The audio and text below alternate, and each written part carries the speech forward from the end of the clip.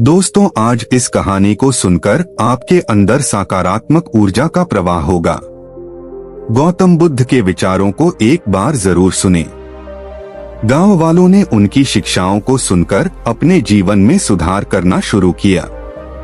बौद्ध सन्यासी ने लड़के से कहा, बेटा, सच्चे सुख का मतलब सिर्फ अपने लिए ही नहीं बल्कि दूसरों के लिए भी कार्यता होना चाहिए।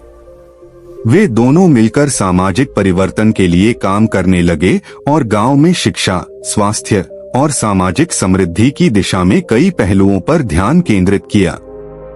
बौद्ध सन्यासी ने लड़के को बताया कि सच्चे सुख का अर्थ अंतरंग शांति और परोपकार से है।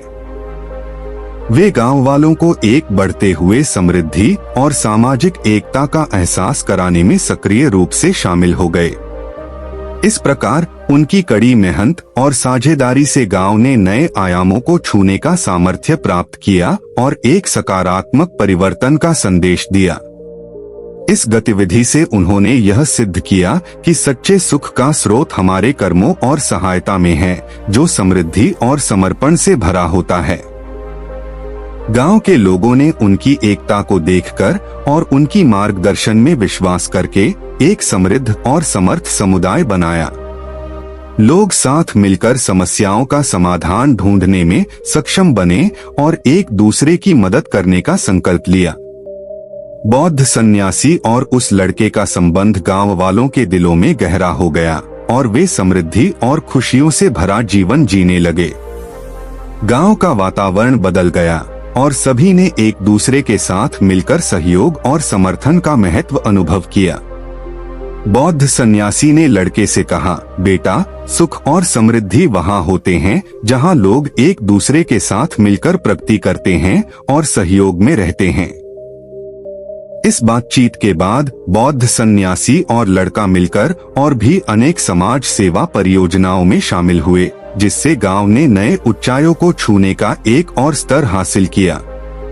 इस तरह बौद्ध सन्यासी और लड़का ने मिलकर एक सकारात्मक सामाजिक परिवर्तन की शुरुआत की और उन्होंने दिखाया कि सच्चे सुख और समृद्धि वहां होती हैं जहां सामूहिक एकता, सहायता और समर्पण होता है।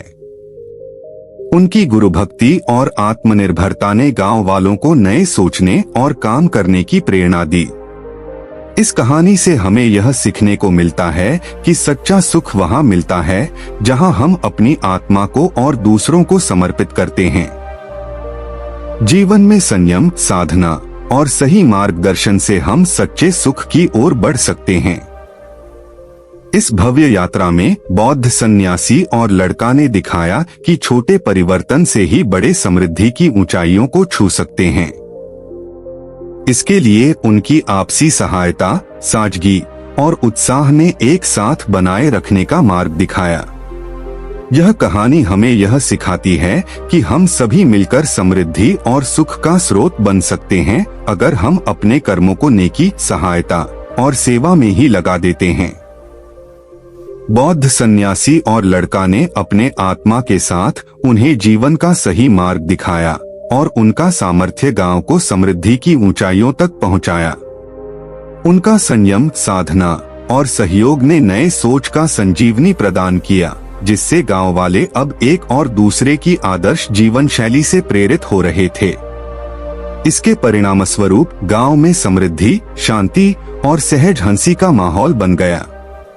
लोग एक दूसरे के साथ समर्पित रहकर सामाजिक समृद्धि में सहयोगी बने और उन्होंने साथ मिलकर अपने समुदाय को एक नई ऊंचाई दिखाई। बौद्ध सन्यासी ने लड़के से कहा, बेटा, सच्चे सुख का अर्थ यह नहीं है कि हम अपने आत्मा की पूर्णता की खोज करें, बल्कि इसमें शामिल होकर दूसरों के साथ मिलकर जीवन को सुंदर बनाएं। इस खूबसूरत यात्रा के साथ बौद्ध सन्यासी और लड़का ने नहीं सिर्फ अपने गांव को बल्कि आसपास के क्षेत्रों को भी एक नए सोच का संदेश दिया और समृद्धि की दिशा में एक नया पृष्ठ खोला।